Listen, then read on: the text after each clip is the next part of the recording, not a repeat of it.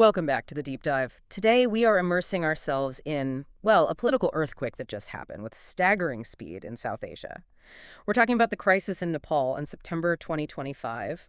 And this isn't just, a story about politics. It's really a terrifying lesson, a lesson in how deep-seated economic frustration, when you combine it with the sudden, really heavy-handed digital censorship move, can bring an entire political system crashing down, Yeah. all in less than 2 weeks. It really is the ultimate modern case study in Yeah. volatility, isn't it? When we dig into the sources, and we've got everything from, formal reports, Reuters, the New York Times, Al Jazeera, BBC, The Guardian, right alongside these raw kind of tactical communications from X, from Discord, we see the complete dissolution of centralized state authority. It just evaporated. I mean, in a matter of days, the government resigned, the parliament building was literally on fire, thousands of prisoners escaped, and key political figures were fleeing the country. It's extraordinary. Okay, yeah, let's definitely unpack this. Our mission today is clear. We need to peel back the layers of frustration that made this social media ban the absolute inevitable catalyst, the spark, really. We need to understand the systemic rot, the underlying problems that allowed a single policy decision to snowball into nationwide violence, political collapse, and then this chaotic formation of an interim government trying to restore order and, crucially, enforce accountability. And the initial shock factor really sets the stage for how deep this crisis went. We're tracking the formal resignation of Prime Minister KP Sharma Oli and his Communist Party of Nepal government, the UML. Then there's that horrific breach, over 15,000 inmates escaping prisons across the country, just unbelievable numbers, and a death toll that the new interim government eventually confirmed reached 73 people. 73? Yeah, and 60 of those killed were protesters, mostly young people. That staggering cost really highlights the brutal confrontation between the youth and what they saw as this entrenched, corrupt elite. It's intense. Let's get into the background first. No. Right, so before the explosion, there was the tinderbox. Nepal, we're talking about a nation of roughly 30 million people nestled between, the giants, India and China. Now, the world often focuses on its mountains, its geography, but the core of this crisis seems deeply rooted in its precarious socioeconomic structure. What were those profound underlying pressures? What made the situation so combustible? Well, the pressure points are almost entirely structural and economic, and they relate directly to labor, migration, and profound political instability. Yeah. First, let's talk about that instability. It's key. Since they abolished the monarchy back in 2008 and set up the Federal Republic, Nepal has churned through 14 different governments. 14. 14 governments Yeah. since 2008. That works out to an average lifespan of about, a year? Yep. For any government coalition, this history just breeds deep, deep public cynicism. People have basically been conditioned to believe politicians only enter office to enrich themselves, not really to govern. 14 governments in 17 years. I mean, that statistic alone tells you institutional trust must have been completely eroded, right? Long before this crisis even kicked off. Absolutely. Zero trust. And then compounding that political instability is the nation's deep reliance on remittances. Nepal is just extraordinarily dependent on its citizens working abroad. Migrant workers, we're talking about a third, 33% of the country's entire GDP. Yeah. That was around $8 billion in 2024. And this money comes directly from Nepalists working in the Gulf states, Malaysia, India, you name it. Wow, a third of the GDP. Yeah. And these aren't just abstract numbers on a spreadsheet. This money is the literal lifeblood for millions of families back home. It pays for food, school fees, medical care, everything. So you have an economy where a huge chunk relies on maintaining digital connections, links between families here and workers abroad. That makes digital connectivity, things like social media and messaging apps, absolutely critical infrastructure. It's not a luxury item. Precisely. That's the crucial point. Now, later on to that, the domestic situation. You have a massive youth bulge. The average age in Nepal is around 25, so a very young population. And this generation is, generally more educated than previous ones, highly digitally savvy, but they face brutal economic realities. Youth unemployment, according to the World Bank data from 2024, was sitting over 20%. 20%. Yeah, and high inflation on top of that, consistently above 10%. Which just rapidly eats away at the purchasing power of those remittances that do manage to come in. So no jobs at home, and the money from abroad is worth less and less. Exactly. And then systemic corruption is just, it's the cruel varnish over all these existing failures. It's pervasive. Everyone knows it. It really sounds like a country just waiting for an excuse, any excuse to erupt. And then on September 4th, 2025, Prime Minister Ali and his Communist Party government, UML, they provided that excuse. They dropped the spark. a massive social media ban. And it wasn't, a targeted thing. It wasn't just one platform. It was sweeping. A blanket restriction on 26 platforms. 26. Yeah. TikTok, Instagram, Facebook, X, formerly Twitter, of course, all shut down. Just like that. Now, the government official justification was the standard stuff you hear, right? Fighting fake news, online fraud, hate speech, protecting children. But if you look at the timing and the context of rising online dissent, the critics, and frankly most observers, saw it immediately for what it likely was: a desperate, centralized attempt to cut the legs out from underneath this growing wave of digital criticism, to silence dissent. Okay, but, someone might argue banning TikTok, maybe Instagram apps often seen as just entertainment or maybe even sources of misinformation. Couldn't that initially seem like a way to, I don't know, preserve national stability, just All right. remove distractions? How did that specific aspect backfire so badly? Because it wasn't just political apps. Yeah, that's a great point. It backfired because it fundamentally misunderstood, or maybe ignored, the actual necessity of these platforms in the Nepali context. Like we said, for the millions reliant on those migrant remittances, these platforms, even TikTok sometimes, for short video messages, or Facebook Messenger, WhatsApp, which is owned by Facebook, they were often the only reliable, cheap way to connect, to send vital information back and forth, coordinate money transfers, even conduct tiny micro-business transactions. Ah, okay, so it wasn't just about talking, it was functional. Absolutely functional. So when the ban hit, it didn't just silence political activists talking about corruption. It severed the primary communication link for families connected to almost a third of the national economy. It immediately transformed what might have seemed like an abstract political policy into a really personal, painful attack, an attack on pretty much every household that depended on a relative working abroad. Suddenly, they couldn't easily talk to their son, their daughter, their spouse. And this is where it gets really interesting, right? Because that personal pain, that economic anxiety, it immediately got channeled into a very specific symbol of political rage. Thanks to this pre-existing online campaign, the hashtag NepoKids The hashtag. hashtag NepoKids campaign. This became the visual, just undeniable proof of the corruption that the youth, especially Gen Z, had suspected, had been talking about all along. Yeah. You have to picture the context again. The average per capita income in Nepal is incredibly low, maybe $1,400 a year. That's it. $1,400 a year. Yeah. And yet, through this hashtag campaign, circulating images mostly captured before the ban, Gen Z was sharing photos and videos Mm-hmm. showing the children of powerful politicians, the so-called hashtag Nepo kids, displaying just unbelievable wealth, ostentatious wealth. What specifically were they showing? What kind of images fueled that intense class rage? Well, the images were just incredibly stark contrasts to the daily lives of most Nepalese. It was jarring. We saw photos, videos of these politicians' kids on lavish European holidays, driving luxury SUVs that cost, hundreds of thousands of dollars, completely unaffordable for 99.9% of the population, showcasing expensive designer clothing, watches, parties. It wasn't just wealth, it was flaunted wealth, openly displayed. Right, rubbing it in their faces, essentially. Exactly. So for a generation already struggling with over 20% unemployment, seeing this blatant display, the ban felt like it wasn't just about silencing dissent over policy. It felt like the government was trying to destroy the photographic and video evidence of the plunder. It just solidified the narrative. The elite stole our future, they live like kings off our stolen money, and now they're silencing us to protect their ill-gotten gains. That connection is powerful, and the political opposition, they must have immediately recognized the explosive potential here. Who stepped up to challenge Oli's UML government on this? Oh, absolutely. Both major opposition blocs immediately condemned the ban, seeing the opening. The main centrist party, the Nepali Congress, led by Sherpa Korla, they condemned the move primarily on constitutional grounds, freedom of speech. But the most aggressive condemnation came from the Rashtriya Prajnatantra Party, the RPP. Now, it's really crucial to remember who the RPP are. They are the pro-monarchy party in Nepal, led by Rajendra Lingden. Ah, the monarchists. Exactly. And they immediately framed the ban not just as a bad policy decision by the UML, but as conclusive proof that the entire Republican experiment, the whole system set up after 2008, had failed. And Lingden himself was very direct on social media, wasn't he? Right after the ban. He was. We saw that post from him on X, dated September 5th, just one day after the ban took effect. He posted, and I'm quoting roughly here, "The Republic of Nepal has failed, and this ban is a symbol of elite corruption. The people are tired, and the opposition is ready for change." That's pretty blunt. Extremely blunt. For the RPP, the failure wasn't just about Oli or the UML party. It was a fundamental failure of the federal Republican system itself.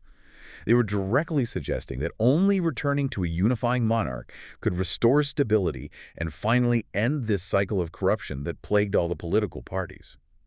So this one event, the social media ban, it managed to unite, or at least align, the economically frustrated youth with these politically motivated traditionalists who wanted to return to the past system, a very potent mix. Okay, so the spark hits the tinderbox, and the power of Nepal's young population really takes center stage. Gen Z making up about 40% of the country, right? They were mobilized by this shared, really palpable anger, a feeling that their future has been stolen by the elite. But the government had just taken away their main tools, Facebook, X, Instagram. How did they actually overcome that? How did they organize without those platforms? Yeah, this is where we see a really fascinating tactical shift. A move from sort of centralized public broadcasting to decentralized secure coordination. You see, traditional platforms like Facebook and X, they're great for mass communication, for visibility, announcing protests, sharing viral videos, getting the message out broadly. Right, reaching everyone. But they're also centralized. That means they're relatively easy for a government to track, to shut down entirely, or at least monitor closely. So with those shut down, where did the organizers go? What channels did they use? They pivoted almost immediately to encrypted, group-based channels, secure spaces. Organizers quickly migrated the really crucial planning, the logistics, the tactical communication over to platforms like Discord and Telegram. Mhm. And to a lesser extent, some local messaging apps like Viber were also used. Discord and Telegram. Interesting. Why those specifically? Well, this shift was critical for their success, really. Discord, for example, it allows you to set up numerous small, topic-specific servers and voice channels. It's much harder for centralized government authority to penetrate and monitor hundreds or thousands of these fragmented, often invite-only, groups simultaneously compared to just watching public Facebook pages or X feeds. They were essentially creating a secure digital network of command centers, a digital war room spread out. So the state tries to impose an analog blackout, basically force them offline, and the youth responded by retreating deeper online into a more sophisticated, encrypted layer of digital organization. That's clever. What were they actually discussing in these Discord servers and Telegram groups? And how did a coherent message even emerge from such a decentralized network? The discussions were intensely practical at first. Logistics, where to meet, how to avoid police roadblocks, sharing real-time info about police movements. But importantly, they also focused on articulating the movement's goal beyond just getting the social media ban reversed. That wasn't enough anymore. And the movement really found its voice, its rallying cry, in a 16-year-old high school student, Avishkar Rao. 16 years old. Yeah. His speech, which was broadcast exclusively on one of the largest private Discord servers set up for the protests, it just immediately went viral across all these alternative channels.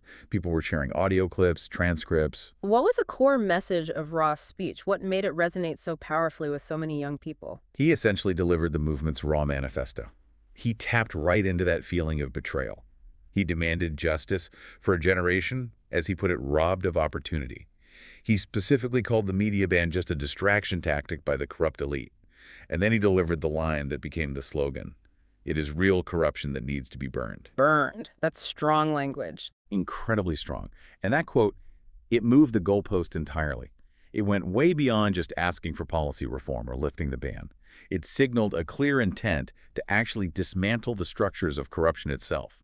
And you could argue it later served as a justification, in the eyes of the protesters, for the physical attacks on government buildings and the homes of the elite.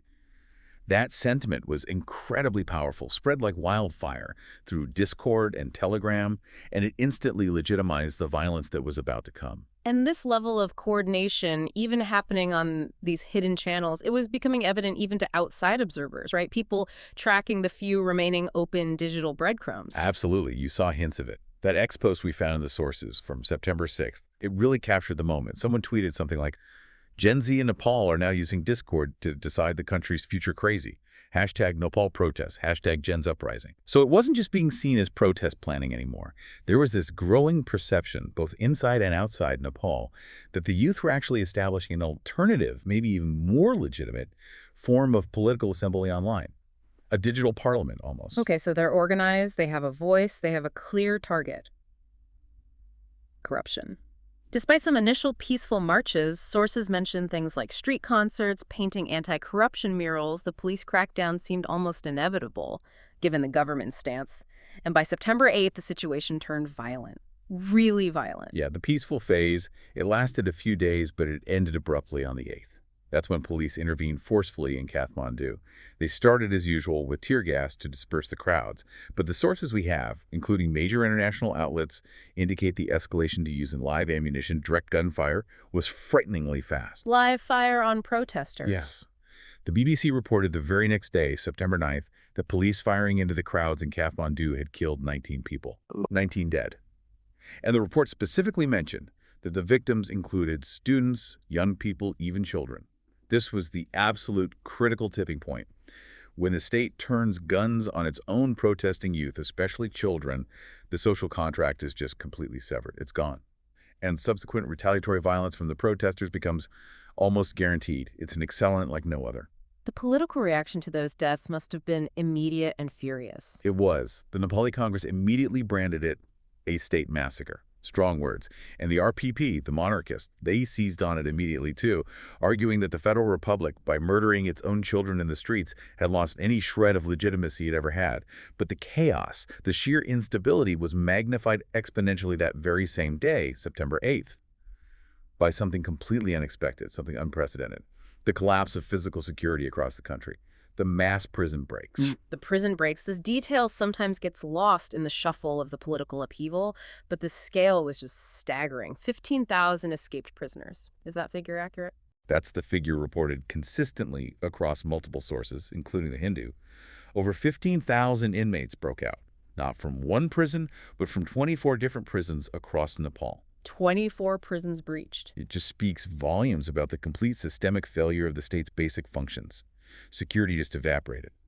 The Hindu also reported that 3 inmates were actually killed in internal clashes during the chaos of the escapes. So it wasn't just guards being overwhelmed, it was chaos inside too. This wasn't just a prison riot in one location. It was the total nationwide failure of the entire correctional and security system. It just fell apart. What were the immediate implications of suddenly having 15,000 fugitives, many presumably dangerous criminals, loose amidst this already volatile civilian unrest? Well, it added an incredibly dangerous, unpredictable, and frankly criminal element to the crowds on the streets. Many of these escapees, now desperate, likely looking for resources, maybe seeking revenge, or just anonymity in the chaos, reportedly just melted into the street protests. And according to some accounts, they actively joined in, adding fuel to the fire, literally, helping burn local government offices, police stations. They had nothing left to lose. This dramatically complicated the situation for the army and the remaining police forces who were trying, or would soon try, to restore order. It turned what started as a political protest against corruption into an extreme, multifaceted security and public safety crisis, almost overnight. Okay, so the violence of September 8th, police killings, the shock of the prison breaks that really set the stage for September 9th. This feels like the day the uprising shifted its focus, moved beyond just street confrontation, toward what you could almost call a political assassination of the state apparatus itself. This is the day the system, the symbols of it anyway, formally began to burn. Absolutely. Fueled by that rage over the killings, and now bolstered, perhaps, by the presence of thousands of escaped prisoners and emboldened rioters. The protesters on September 9th bypassed the local offices they'd hit before. They went straight for the ultimate symbol of political failure in their eyes, the Federal Parliament building in Kathmandu. Describe what happened there. The sources paint a really shocking picture, not just protest, but deliberate destruction. It was intense. Reports indicate the protesters overwhelmed the security lines, they stormed the main Parliament building, and they systematically set it ablaze. The images that went around the world, thick black smoke billowing over the Kathmandu skyline from the Parliament complex, that was a clear, unambiguous signal. A signal that the political system as it existed had failed and was being actively rejected, destroyed. And this act was deeply symbolic too. They weren't just burning bricks and mortar. Sources suggest they were targeting administrative documents, historical records, the very structures that represented this Republican framework they felt was corrupt and were demanding be erased. And the violence wasn't random, was it? The attack seemed highly coordinated, specifically targeting the physical residences of the top political elite. It shows the protesters knew exactly who they held responsible. Yeah, this part felt less like a spontaneous riot and much more like a series of calculated tactical strikes against the key symbols of power and, crucially, corruption. They went after the homes of the most powerful figures in the outgoing government. We have confirmed reports of attacks on Prime Minister Oli's private residence in the Balkha district, The Home Minister, Bishnu Patel, the man responsible for the police who had fired on protesters' his residence in Lazimpat, was targeted. The Economy Minister's residence up in Bhutanalkantha, another target. And the actions were similar at each location. Protesters systematically smashing windows, reports of looting items, particularly things that reflected that ostentatious #NepoKids lifestyle they'd been raging about, and setting multiple fires. The level of coordination across different parts of the city suggests that the Discord and Telegram organizing was exceptionally effective by this point. And the sources also noted that this was about economic rage just as much as political failure, right? The attacks spread beyond politicians' homes to luxury businesses. Exactly. The anger wasn't just confined to the political class, it really targeted the whole infrastructure that supported and symbolized the elite lifestyle they resented. Luxury venues, particularly those catering to foreigners and the wealthy elite, like the Hilton Hotel and the Warnabas Hotel in Kathmandu, were attacked. The Hilton especially was seen as this kind of untouchable oasis of elite wealth and foreign influence. Reports described windows being shattered, lobbies being set alight. Foreign guests had to be rapidly evacuated. Chaos. This really confirmed that the uprising, at its core, was becoming a visceral class revolt against the visible signs of economic disparity and perceived corruption. And as this chaos peaked on September 9th, we witnessed the start of the mass exodus, the flight of the officials. This is really the moment the government effectively ceased to function, isn't it? It absolutely is. The sources confirm a complete paralysis at the top. The Home Minister, Bishnu Patel, the man in charge of internal security, realizing the extreme personal danger he was in, essentially abandoned his post. He fled Nepal altogether, reportedly escaping to New Delhi on a private plane. Just left the country. Gone. The Deputy Prime Minister, meanwhile, didn't leave the country initially, but sought refuge in a heavily guarded remote area out in western Nepal, hunkering down. And numerous other high-ranking officials, ministers, advisors, and crucially, their families, they also fled the country entirely in this period, seeking asylum or just refuge abroad wherever they could. The cabinet basically dissolved itself under the extreme pressure and threat of violence. The state apparatus just collapsed from the top down. And while the officials themselves largely managed to escape with their lives, their security personnel didn't always fare so well. That's a crucial and tragic distinction, yes. The chaos wasn't without cost for those tasked with protecting the political class. Sources report that one of the interior minister's bodyguards was killed while defending his boss's house during an attack. And at least 2 deputy ministers were reported injured during clashes as they or their residences were targeted. But the flight of the officials, that demonstrated that the uprising had, in a raw sense, achieved its ultimate tactical goal, driving the leadership they saw as corrupt out of power and literally out of the country. Which, of course, led inevitably to the formal collapse. Oli's position was completely untenable by the end of September 9th. Utterly untenable. Later that day, Oli formally submitted his resignation to President Ramchandra Patel. The official reason cited was the precarious situation and, acknowledging the need for a political transition to restore order. But while this resignation was a major victory for the protesters, the reaction online, particularly from the Gen Z organizers, showed their resolve wasn't satisfied yet. We saw that X post tracking the developments, which declared something like, Oli resigned, but that's not enough. The corrupt elite must go. All of them. #Nepal protest, #Gen Z uprising. So taking down the leader wasn't the end game for them. Not at all. They had brought down the head, but now they were demanding the removal and prosecution of the entire corrupt body. And adding to the sense of complete breakdown, Tribhuvan International Airport in Kathmandu was forced to close amidst the chaos, trapping thousands of tourists and foreign nationals and signaling a total infrastructural collapse on top of the political one. Okay, so Oli's out, the government has collapsed, officials have fled. What happens next? The immediate aftermath, September 10th, saw the military finally step in more forcefully. That's right. With the civilian government gone, the army imposed a nationwide curfew, trying to regain control of the streets, particularly in Kathmandu.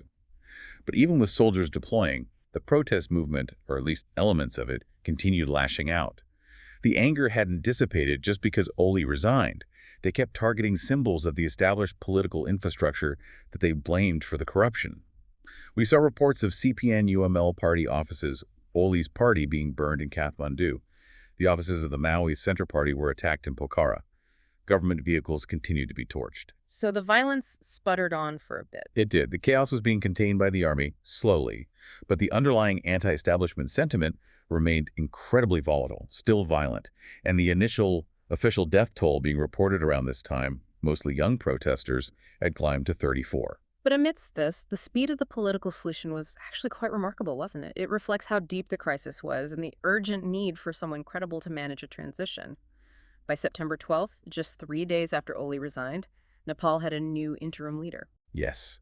Sushila Karki was sworn in as the interim prime minister. And this was a truly historic moment in itself. She became Nepal's first ever female prime minister. And her background was key here, right? Absolutely key. She wasn't a typical politician. Karki is a former Chief Justice of Nepal's Supreme Court. And crucially, she had a well-established reputation throughout the country as a fierce, unwavering anti-corruption campaigner. She'd taken on powerful figures before, so she represented a kind of institutional integrity, a real moral authority that stood in stark contrast to the politicians who had just fled or been driven out. She was seen as clean. Which means her mandate, the job she was given, it had to be incredibly aggressive to even begin satisfying the demands coming from the streets, from those Discord channels. What did Karki actually promise to do? Her mandate seemed pretty clear and, frankly, non-negotiable given the circumstances. It was essentially threefold. First, stabilize the country, restore basic services, and crucially, hold general elections fairly quickly. The date was set for March 5th, 2026. Give people a democratic path forward. Second, she guaranteed a comprehensive crackdown on systemic corruption, with a specific focus on investigating the illegal assets accumulated by the previous regime's officials, going after the money. And third, perhaps most importantly for regaining the trust of the youth, she promised the complete lifting of that hated social media ban. Although as a gesture of immediate good faith, popular platforms like TikTok were reportedly partially restored almost right away. Okay, elections, anti-corruption lift the ban. But what's really fascinating here, and maybe unprecedented, is the immediate non-rhetorical enforcement of accountability, particularly against those high-profile officials who had fled the country. Karki's government didn't just talk about justice, they went straight into pursuit mode, didn't they? They really did. And this seemed directly fueled by the continued digital pressure from the youth. Gen Z organizers quickly launched a new online campaign, #BringBackFugitives. They kept the pressure cooker on via Discord and X, constantly demanding that those who fled justice must be returned to face charges in Nepal. So the digital activism continued, just shifted focus. Exactly. And Karki's government acted decisively on this pressure. They started leveraging Nepal's crucial, complex relationships with its powerful neighbors, India and China, where most officials were believed to have fled.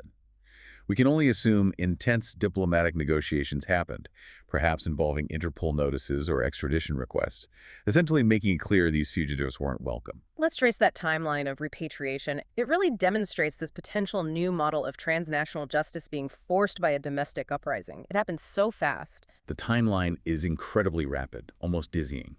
It starts on September 13th. That's when the former Home Minister, Bishnu Paudel, the one who fled to New Delhi, was successfully returned from India. Through what must have been intense diplomatic pressure from Karki's government. And he wasn't just welcomed back, he was immediately placed under house arrest, facing investigation for corruption and likely his role in the crackdown. Day one, they get the Home Minister back. Day one. The very next day, September 14th, the deputy prime minister, who had been hiding out in western Nepal but was reportedly trying to get to China, was also secured and returned to Kathmandu, placed under similar investigation. Okay, 2 down. This speed is unbelievable. They were closing the escape routes almost in real time. It appears so. The pressure didn't let up. By September 15th, reports confirmed that even former PM Oli's family members, who had apparently fled to China, were repatriated. They were detained as part of the broader investigation into the family's assets. Even the family. Even the family. And then on September 16th, the former economy minister, who had also reportedly fled to India, was returned. So in the space of just 4 days, September 13th to 16th, the interim government tracked down and brought back 4 top-ranking former officials, plus the ex-PM's family, all of whom immediately faced investigation for corruption, accumulation of illegal assets. No impunity. Wow. That sequence must have sent an incredibly powerful message to the Nepali population, right? That maybe this time is different, that fleeing across the border won't shield corrupt politicians anymore. Absolutely. It provided the tangible, visible proof of accountability that the street protests had demanded. More than just words, it went a long way toward legitimizing Karki's entire interim administration and the transition process in the eyes of a deeply skeptical public. So with those key figures secured, by September 16th, the government started shifting focus towards stabilizing the infrastructure and beginning reconciliation. Trujillo Airport reopened, allowing stranded tourists to leave and essential supplies to come in. Some restrictions were eased, the first steps towards normalcy. And was there any financial commitment made to the victims of the violence, the families of the 73 who died? Yes, compensation was announced relatively quickly. The interim government stated that families of those killed during the clashes, protesters, prisoners, police would receive 1 million Nepali rupees, Which is about. approximately 7,000 US dollars. Yeah. A significant sum in the Nepali context. This was presented as an attempt to acknowledge state responsibility, or at least the failure to prevent the deaths, and begin a healing process. And then on September 17th, after a period of national mourning had been declared, PM Karki announced the final, verified official death toll from the entire crisis. 73 deaths in total. Let's just pause on those numbers again. Yeah, bears repeating. 60 protesters, overwhelmingly young people. 10 prisoners who died during the chaos of the mass escapes, likely in clashes or accidents. And 3 police officers killed, likely defending officials' homes or in street clashes. That was the terrible human cost of this rapid spiral of corruption, protest, crackdown, and collapse. And then, with some stability returning and accountability seemingly in motion, the interim government moved to formally address the political system itself, the one that Gen Z felt had failed so badly. Correct. Karki convened meetings with all the major political parties, including the opposition groups like the Nepali Congress and the RPP, and they reached a consensus decision relatively quickly, announced around September 15th to 17th. They agreed to formally dissolve the existing House of Representatives, the main chamber of parliament, the one that had been partially burned, symbolically important. And they reaffirmed the commitment to hold fresh general elections on that agreed date, March 5th, 2026. So the system that Gen Z despised, that they had symbolically burned, was now being formally dismantled, at least on paper, paving the way for a reset. Okay, so as of our latest sources, which take us up to about mid-September 2025, a kind of relative calm seems to have descended on Nepal, at least compared to the inferno of the previous week. But the country is clearly dealing with massive, unresolved structural issues left in the wake of this uprising. What are the most immediate, ticking time bombs facing Karki's interim government? Well, the primary, most immediate security threat has to be the fallout from those mass prison breaks. Yeah. It's a huge overhang. The fact is, over 12,500 escaped prisoners are still unaccounted for, still on the run. 12,500. Yeah. The military and police are actively searching, conducting operations, but realistically, rounding up that many people across difficult terrain is a massive long-term challenge. This represents a huge ongoing public safety risk. These are desperate individuals. Many are likely armed now, possibly integrated back into local criminal networks. They could easily destabilize recovery efforts in various regions. It's a major headache. And then on the political front, the entire credibility of this transition seems to rest on actually following through with those investigations into the returned fugitives. Absolutely. That's the linchpin. The ongoing investigation and ultimately the successful prosecution of former PM Oli, former Home Minister Paudel, the Economy Minister, and the others who were brought back. Prosecuting them for illegal assets, for corruption, potentially for human rights abuses during the crackdown. That will define Karvaki's legacy and the success of this whole interim period. If these high-profile prosecutions fail, if they get bogged down in legal challenges or seem politically motivated or just fizzle out, the message to the public will be devastating. It'll be, see nothing changed, the state remains incapable or unwilling to punish the elite, and that underlying rage, that sense of injustice that drove the protests, it will undoubtedly resurface. You risk a return to anarchy or worse. And connecting this to the bigger political picture, this whole crisis has dramatically empowered that other political force waiting in the wings in the movement, pushing for a return to the monarchy. Without a doubt. The RPP, the Rashtriya Prajatantra Party, the monarchists, they are skillfully using the spectacular failure of the Oli government and the chaos that followed as their primary political platform now. Their core argument is simple and resonant for some. Look at this federal Republican model. 14 failed governments since 2008. Constant instability, rampant corruption, culminating in state collapse and bloodshed. They argue this system is fundamentally flawed, incapable of providing stable governance for Nepal. And their alternative is? Their alternative is a return to a nonpartisan, unifying constitutional monarch, someone above the grubby fray of party politics. They argue only a monarchy offers a pathway to genuine long-term stability and is inherently less susceptible to the kind of systemic corruption that seems to plague Nepal's political parties. They are actively mobilizing support for this idea, framing the entire Republican experiment since 2008 as a terminal failure. This crisis is their proof point.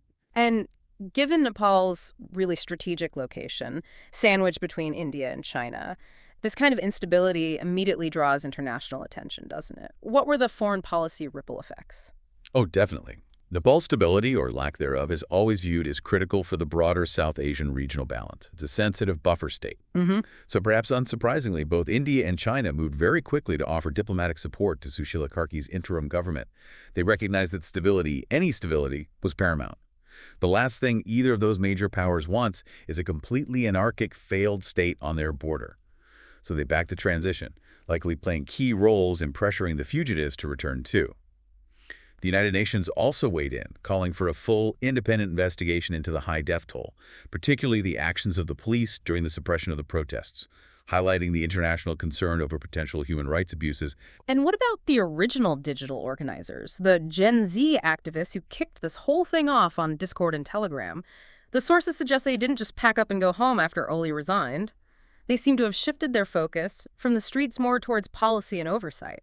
Yeah, this is perhaps one of the most fascinating and potentially lasting outcomes of the whole crisis. Yeah. The New York Times had a piece that included the line, "Discord is now the Parliament of Nepal," which is evocative, right? Yeah. It reflects how Gen Z is leveraging those sophisticated digital organization skills they honed during the protests to maintain pressure on the new government. They're pushing for very specific structural reforms, demanding guarantees of justice for the victims' families, and closely monitoring those corruption investigations against the returned officials. They effectively dismissed the previous government through direct action, and now they seem determined to actively shape the policy agenda for the next one through continuous coordinated digital engagement. They're acting almost like an external, digitally native accountability mechanism for the interim government. It's a new form of civic participation, forged in crisis. So bringing it all together, what does this mean for Nepal's immediate future? If you had to boil it down, what are the two core paths the country could realistically take over, say, the next 6 months leading up to those planned elections? Okay, broadly speaking, you have two starkly different scenarios. Scenario one, let's call it the success path. This basically requires interim PM Karki to execute her difficult mandate almost flawlessly. That means achieving successful, credible, high-profile prosecutions of those former ministers, making corruption charges stick. It means holding free, fair, and widely accepted elections by that March 2026 deadline, and initiating some measurable economic reforms, even small ones, to start addressing that crippling youth unemployment and high inflation that fueled the initial anger. If she manages all that, Nepal might return to democracy, albeit probably a fragile one, but potentially built on a new, stronger foundation of accountability and less tolerance for corruption. Okay, that's the hopeful path. What's the high-stakes failure scenario? Well, the failure scenario is grim, frankly. If those corruption investigations falter, if they seem like show trials or just collapse, if those 12,500 escaped prisoners were made a persistent security threat, causing widespread fear or crime, or if the established political parties try to manipulate the upcoming elections, leading to disputes over the results, then the risk is massive. We could easily see a rapid return to widespread street violence, maybe even worse than before, renewed civil unrest, or potentially you could even see a military coup, the army stepping in definitively to restore order, arguing the civilian politicians, even the interim ones, are incapable. The pressure for genuine structural change, for non-corrupt governance, is just immense now. Failure to deliver on that promise could easily ignite the tinderbox all over again. This deep dive into Nepal's September 2025 crisis, it really is just a stark, almost brutal reminder of how fragile modern states can be. And the explosive power, the sheer velocity of digitally organized youth movements when they react against perceived elite corruption and impunity. That social media ban, it wasn't really the cause, was it? It was just the key. The key that unlocked years, maybe decades of deep-seated, painful anti-corruption rage. And that rage led to the complete physical and political dissolution of the previous regime in just days. Absolutely. And the connection for you, the listener, I think, is really about the tactical evolution of dissent in the digital age.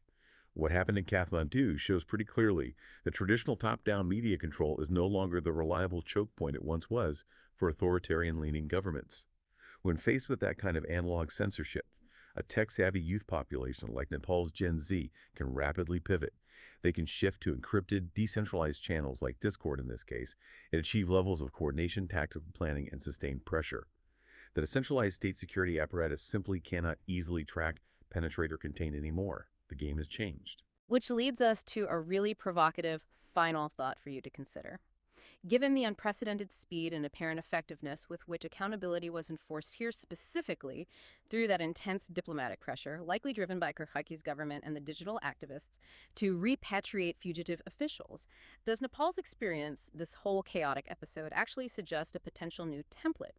A new template for how determined youth movements can effectively force a kind of transnational justice against corrupt political elites, even when those elites attempt to flee across international borders to escape the consequences.